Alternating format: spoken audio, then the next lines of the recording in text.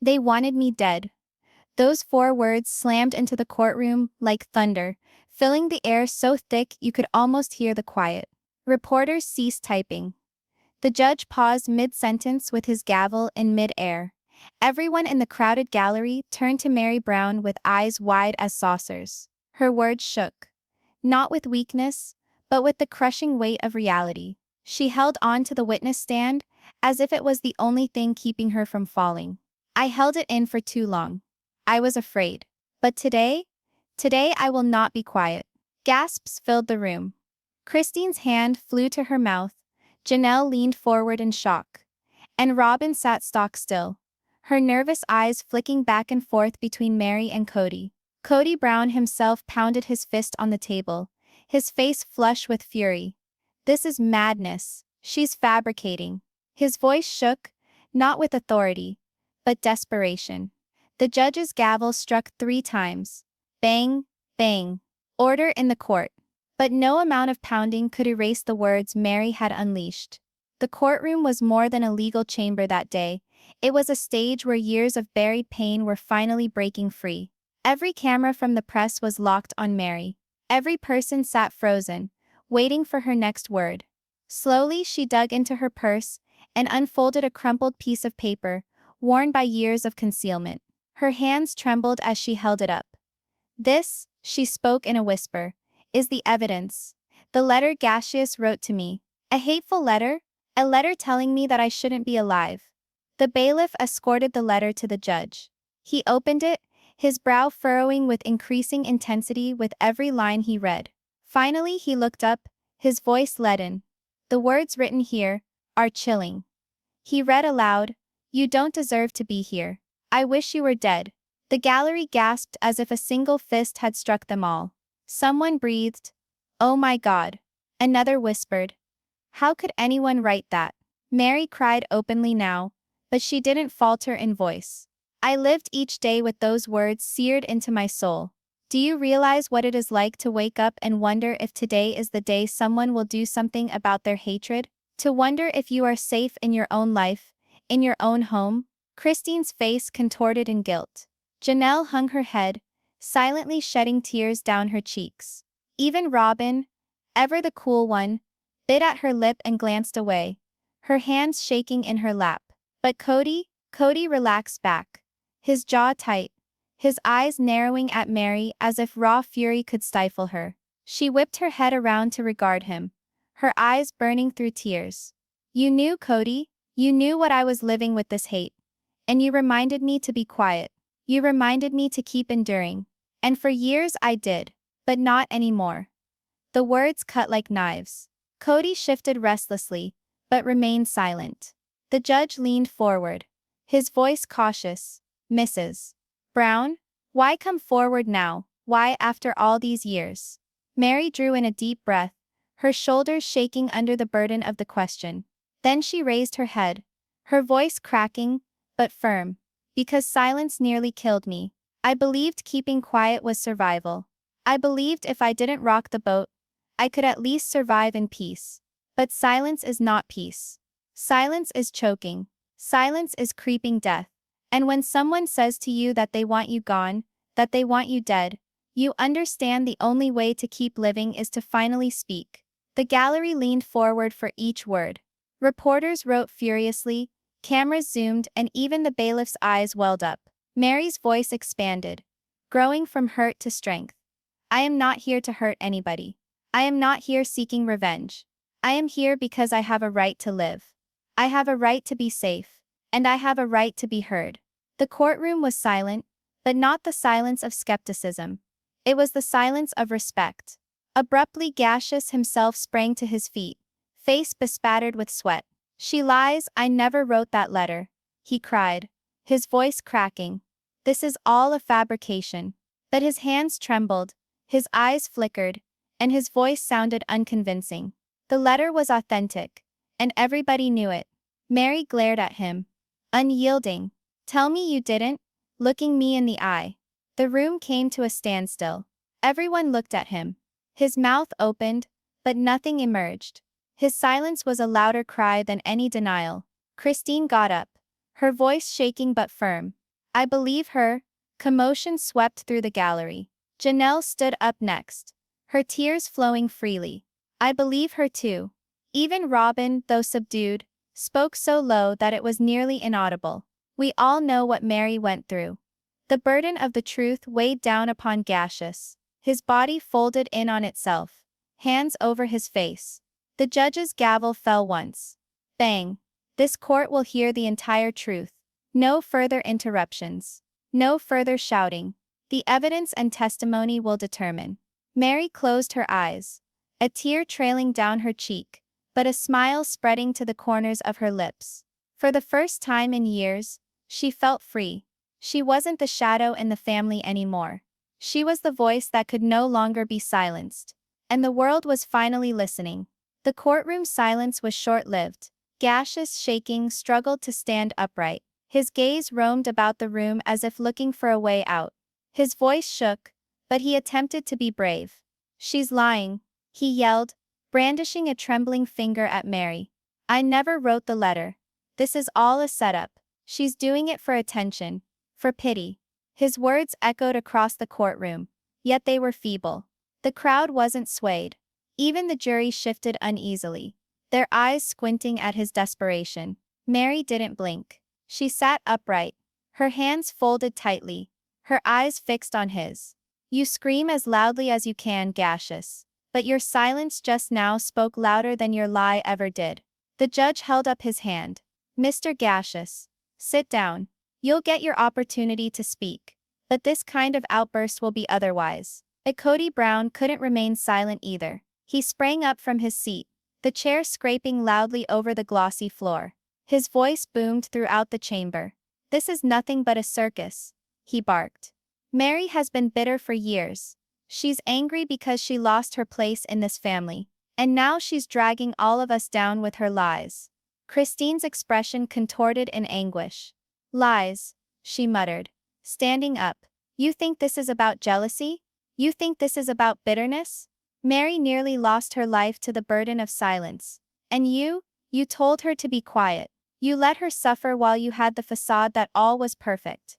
Kody spun around, his face bright red with anger. "Don't you dare lecture me. Christine, you were always being unfaithful. You left me, you walked out on this family way before Meri ever said a word." The judge pounded the gavel once more. Bang, bang. "Order. If this continues, I will have the courtroom cleared." But the harm was already established. The world had just witnessed the fractures and so-called perfect family blow wide open before their very eyes. Meri's attorney rose, his voice steady but strict. "Your Honor, the defense has argued this letter is phony, but we are willing to present handwriting analysis by an expert, as well as messages demonstrating a pattern of intimidation from Mr. Gaseous." The judge indicated agreement. "Proceed." The attorney made his way to the evidence table, setting down a few pages. "And here, we have text messages that we were able to retrieve from Meri's phone. Text messages where Mr. Gaseous sent the same phrases, the same handwriting, and even the same threats. 'You don't belong here. You should disappear.' And then, to top it all off, the letter that says it all, 'I wish you were dead.'"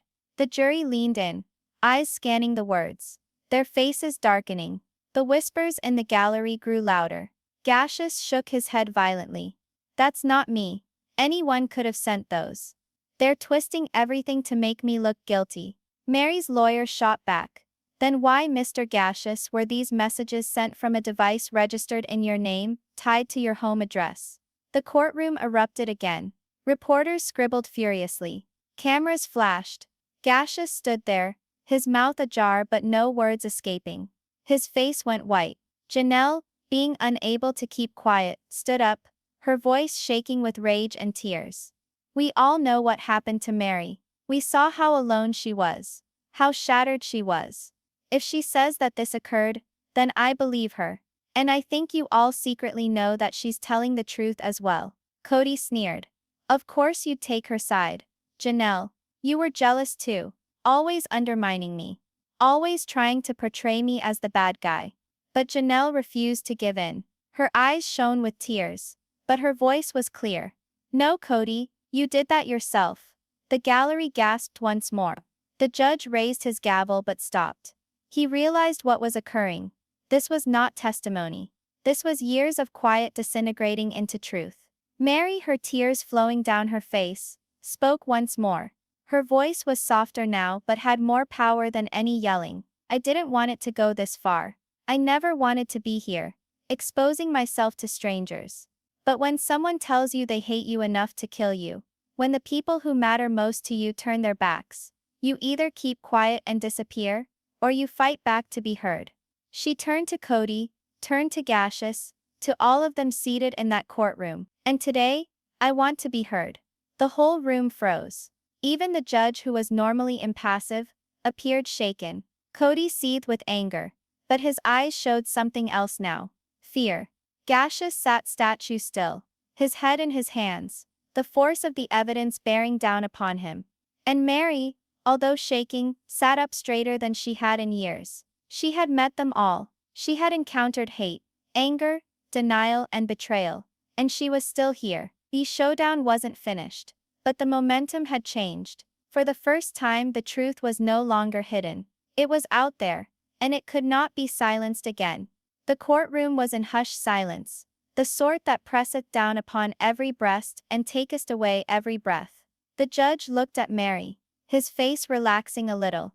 "Mrs. Brown," he said, his voice quiet but stern, "explain to this court why you remained silent for so long. Why now?"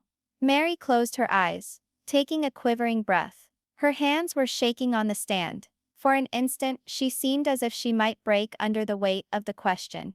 But then she raised her chin, her eyes welling with tears that did not fall. "I was quiet because I thought I had to," she whispered. "I thought silence was staying alive." She spoke softly, but the words were knives that cut the air. The gallery strained forward, devouring each syllable. Writers ceased writing. Cameras zoomed in. This was the center of her truth. "For years I told myself it was better not to fight back. I told myself I could endure it. That maybe if I kept my head down, things would change. But things never changed. The hate only grew stronger." Her voice cracked, and this time the tears fell freely. She didn't hide them. She let the world see. "Do you have any idea what it is like," she went on, "to live each day not knowing if today could be the day someone does something about their threat? Sleeping with your heart racing, hoping you wake up to safety in your own home? That's what those words did to me. I wish you were dead." They didn't remain on paper. They resided in my mind. They were in my chest. They took my peace. They took my laughter. They took me. Gasps ran through the court. There were tears in the eyes of some in the crowd. Even the bailiff shifted uncomfortably, his jaw clenching as if suppressing his own feelings. Meri's hands gripped the stand harder, her knuckles white. And what hurt the most wasn't just the threat itself. It was the silence around me. The people who should have protected me didn't. The man who once vowed to stand by me turned away. Her gaze flashed to Kody, her anger mingling with tears. "You told me to get through it. You told me not to put on a show. You told me my pain wasn't worth fighting for." Kody rubbed the table with his palm, his face contorted in anger, but he refused to look at her. Meri's voice broke into a sob, but her words cut sharper than ever. "I wasn't just silenced by hate. I was silenced by the people who were supposed to love me." The gallery gasped once more. Christine wept openly now, her hands covering her mouth. Janelle's face was flushed, her shoulders quivering as she struggled to hold herself together. Robin, normally so expressionless, dabbed at the corner of her eye with a shaking finger. The judge leaned forward. "And you, Mrs. Brown, what do you desire today?" Meri pulled herself upright, still weeping but her voice suddenly firm. "Today I want the truth to count. I want my voice to count. I want the world to understand that silence is not safety. I want every woman who has ever been instructed to be quiet, to suffer, to conceal her pain. I want her to hear me today, and know she is not alone." Her words made hairs stand on ends in the room. The journalists wrote frantically, their faces no longer distant but captivated by the enormity of her truth. Meri raised the creased letter in her hand once more, her fingers gliding over the ugly words. "This letter nearly killed me. Not because the words had any effect on me, but because I felt that I had to bear them alone. I don't want to bear them alone any longer. That's why I've come. The judge's gavel fell once, gently this time, almost in respect. Your bravery is recorded, Mrs. Brown. But before the silence had a chance to settle, Kody sprang to his feet, his voice booming. This is just an act. She's manipulating the truth in order to portray herself as a victim. This family has been ruined because of women who would not obey, women who would not remain faithful. The words cut the room like a slap. Christine bolted upright, shaking but fierce in her voice. Loyalty. Kody, you do not get to speak of loyalty. You left us all behind before we even left you. You left Meri the day you informed her she was not enough for you. Janelle stood up alongside of her, her voice cracking. She's not performing, Kody. She's getting by. Something you'll never get, because you were too concerned about defending your pride to defend her. Robin sat frozen, her skin ashen, her white-knuckled grip on the bench. But even she didn't defend him. The courtroom hummed with whispers. For the first time, the tables had turned entirely. Meri was no longer the one in the hot seat. Kody and Gaseous were in the hot seat now. Meri's lawyer stood, his voice steady. Your Honor, this is not just a case about a letter. This is a case about a pattern. Years of intimidation, years of emotional cruelty, and years of silence forced upon my client. Today she is breaking that silence. Today she is demanding justice. The judge nodded gravely, his face unreadable, but his eyes heavy with the weight of what he had just witnessed. Meri leaned back in the chair, her chest heaving, her eyes wet but ablaze. She had come to her breaking point, but rather than shattering, she had been remade. She was no longer the meek, forgotten wife. She was the voice that shook the courtroom to its foundation. The courtroom was in suspense. The walls of the courtroom appeared to suck in all the tension, holding it until it weighed heavily upon all within. The deep, commanding voice of the judge cut through the silence. This court has heard Mrs. Brown's testimony. Now we must consider the evidence and the response. Meri's attorney stood, clutching a fat folder. He approached the evidence table with agonizing slowness, each step weighted with the burden of truth. Ladies and gentlemen of the jury, he said, what we have before us is not merely an isolated hateful letter. We have a pattern, an intimidation trail that cannot be avoided. He opened the folder and started putting documents onto the projector screen one at a time. Here are text messages sent by Mr. Gaseous to my client. The phrases that echo the language in the letter. You don't belong here. You should disappear. And lastly, the words, I wish you were dead. Gasp went through the gallery as the messages flashed on the screen. The texts were creepy, the words cutting and cruel. The attorney went on, his tone unwavering. Now some may say that anyone could have sent them, but the phone that these messages were sent from is owned by Mr. Gaseous. The address to which that account is registered is his home. 2 handwriting experts have analyzed the handwriting on the letter, and both found a 98% match to his samples. The jury inched forward, whispering to each other. Reporters' pens frantically scratching across paper. The gallery parted, glances flicking toward Gaseous, who sat immobile, his face white as stone. At last the defense attorney stood. He was drenched with sweat, his tie askew, his voice cracking as he attempted to fight back. This doesn't prove anything, he said. It could have been faked. The text could have been altered. The handwriting analysis isn't infallible. This is nothing but a smear campaign against my client. But his statement lacked conviction, seemed almost desperate. The judge raised an eyebrow. Do you have any evidence to substantiate that assertion, counselor? The defense attorney stalled, nervously rifling through his papers. We have no physical evidence at present, Your Honor. But intent, Your Honor. My client never intended harm. The courtroom erupted into a buzz of murmurs. Intent? That was the best he could come up with. Meri's lawyer slammed his hand on the table. Intent? Mr. Gaseous wished my client dead. He wrote it, he texted it, he lived it, and she carried that weight alone for years, while everyone around her told her to stay silent. Meri's tears streamed silently, but she held her chin high. Abruptly, Christine rose in the gallery, her voice trembling but firm. I couldn't keep silent either. I witnessed the way Meri struggled. I saw the fear in her eyes, the way she withdrew into herself. We all felt something was amiss, but we were too afraid to say anything, and for that I apologize. The gallery gasped. Janelle trailed behind, her voice cracking with emotion. I saw it too. Meri wasn't lying. She carried pain none of us fully understood, because we chose to look the other way. Even Robin, who had remained quiet throughout most of the trial, spoke up at last. Her voice was quiet, but it bore authority. I didn't want to believe it, but I can no longer deny what's sitting here in front of me. Meri, you're telling the truth. The courtroom erupted into the sound of murmurs. Reporters writing furiously. The sister wives, women once torn apart, were now unified in their belief in Meri. Kody pounded his fist on the table. This is betrayal. All of you, betraying me, betraying this family. Don't you get it? She's destroying us. But Christine countered, her voice fierce. No, Kody, you destroyed us. With your silence, with your arrogance, with your failure to protect the people you said you loved. The judge's gavel came down. Bang!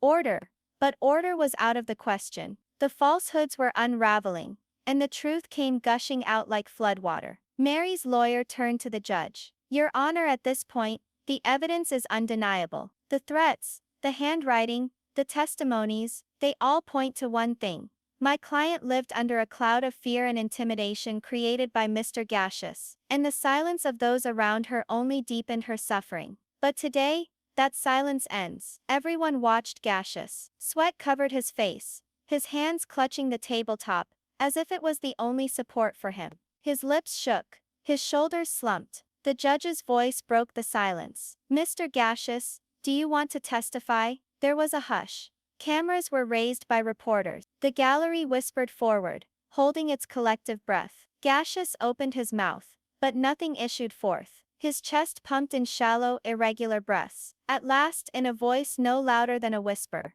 he spoke. I never meant it to go that far. The gallery gasped once more. It wasn't a denial. It was something else, something infinitely worse. Meri's eyes widened, tears streaming. The truth was no longer hidden. It was standing naked in the middle of the courtroom. The lies had collapsed, and all that remained was the crushing weight of truth. The courtroom was silent. All eyes were on Gaseous, who had just uttered the words that were more surrender than denial. His shoulders slumped, his face white as a sheet, and for the first time in weeks, Meri felt the burden of fear ease. Just a bit. The heavy air was pierced by the judge's voice. Mr. Gaseous, this is your last chance. Do you want to give a clear defense? Or does the court take your statement as admission? Gaseous scanned the room, hoping against hope. His gaze flashed to Kody, who sat rigid, teeth clenched in anger. But even Kody's scowl could not keep him out of this now. He tried to speak, but only a shuddering, cracked whisper escaped his lips. I didn't mean to make it real.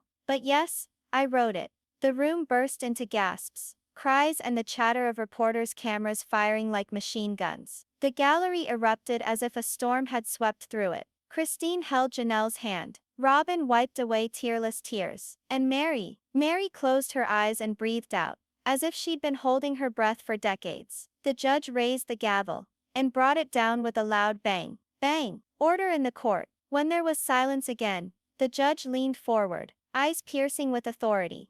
This court has heard confessions, considered evidence, and heard the testimony of those who dared to speak out. The threats issued against Mrs. Meri Brown were real, intentional, and heartless. Mr. Gaseous, your actions have brought great hurt and will not be overlooked. Meri's attorney stood up again. Your Honor, we don't just ask for accountability, but for justice. My client is entitled to the peace she was denied. She is entitled to protection from the torture she suffered. The judge nodded. Justice will be served. Turning to the jury, the judge's voice was heavy. You've heard the evidence. You've heard the confession. Do you find the defendant, Miss Gaseous, guilty of violent threats and emotional harm? The jury foreperson rose, a paper shaking in her hand. She cleared her throat and projected her voice, so the room could hear. We, the jury, find the defendant guilty. The words hung there like a thunderclap. Meri gasped, her hand shooting to her mouth. Tears flowed freely, but these were no longer tears of terror. They were tears of victory, tears of release. Christine and Janelle ran to her side, embracing her tightly. For the first time in years, the women stood together, not as competitors, but as survivors of the same broken system. Kody sprang to his feet, yelling across the courtroom. This is not right. This is a setup. You're all killing my family. The judge's gavel came down once more. Bang! "Mr. Brown, sit down or you will be removed from this courtroom." But Kody's words were only sinking in. Nobody was hearing him anymore. The glare had moved on. The narrative was no longer his to dictate. As the bailiff led Gaseous away in handcuffs, the mob of reporters surged ahead, their cameras popping. His face was contorted in shame, his head bent low. His once powerful image had disintegrated into dust. Meri slowly rose from her seat, her hands shaking. Her eyes flashed to the vacant seat where Gaseous had sat, and then to the sisters on either side of her. Her voice cracked, but it was strong. "For so long I was silent. For so long I thought I didn't count. But today I was heard. Today I reclaimed my voice." The courtroom burst into applause. Not from the officials, but from the gallery, reporters, even passers-by who had shown up to see history. The judge did not halt it. For once, justice and humanity marched hand in hand. Christine whispered, "You're free now, Meri. Truly free." Janelle squeezed her shoulder.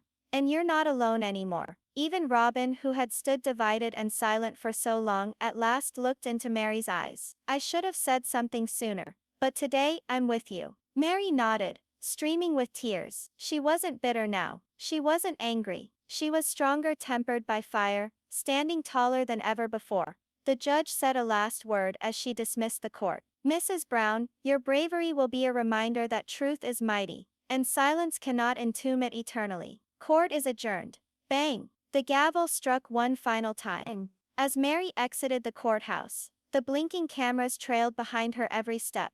The reporters cried out her name, but she didn't require their microphones to be heard. She was already a voice of courage. The fall wind blew across the courthouse steps, sweeping away the reverberations of lies, fear, and betrayal. Meri stopped at the top of the stairs, gazing out over the throng. For years she had been the quiet one, the forgotten wife, the shadow behind Kody's empire. But now she was the focus of her own tale. She raised her head high, a small smile creasing her sobs. The sun dropped behind her, bathing her in golden light. And as she stepped down the courthouse stairs for the first time, it wasn't merely a step toward freedom.